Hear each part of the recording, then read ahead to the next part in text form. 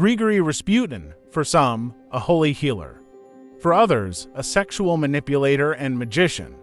Today we will try to unravel the mystery of his personality by exploring the contrast between his religious beliefs and his scandalous personal life.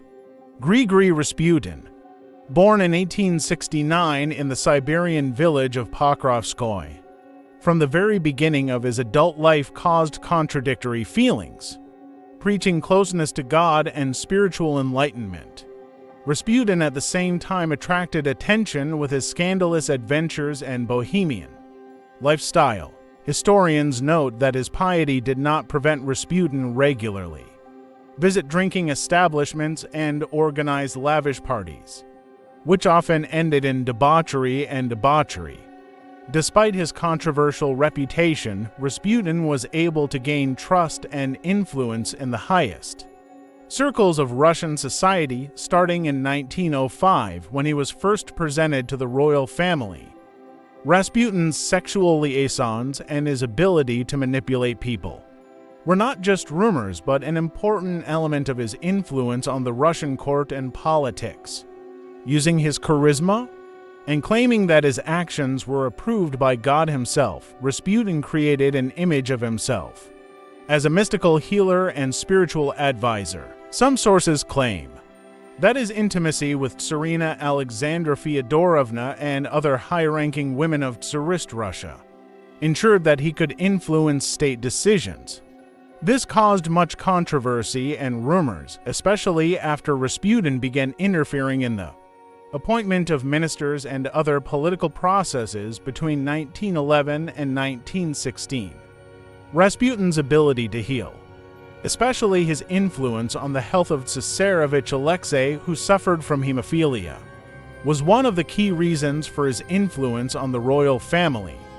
Documentary evidence and letters from Tsarina Alexandra indicate that Rasputin was indeed able to alleviate the boy's suffering, although the medical explanation for his methods is still a matter of debate. His cures were sometimes seen as miracles, reinforcing his reputation as a magician and holy man. Cases such as the Tsarevich's improvement in 1912, after a severe hemorrhage, only reinforced the myth of his supernatural abilities. The life and work of Grigory Rasputin is still shrouded in myths and speculation, and especially contradictory remains the question of his personality. On the one hand, Rasputin presented to the public as a deeply religious man, mystic and healer, possessing an unfathomable gift of healing. On the other hand, his exorbitant fondness for alcohol, a propensity for debauchery, and numerous love affairs created a sharp contrast with his image of a pious elder.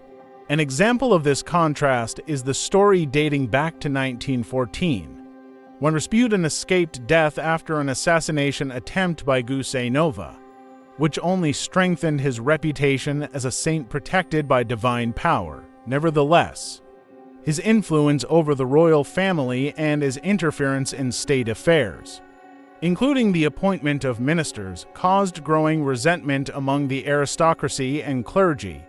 This social rift culminated in December 1916, when a group of nobles led by Yusupov and Perishkovich assassinated Rasputin, hoping thereby to save the Russian Empire from destruction.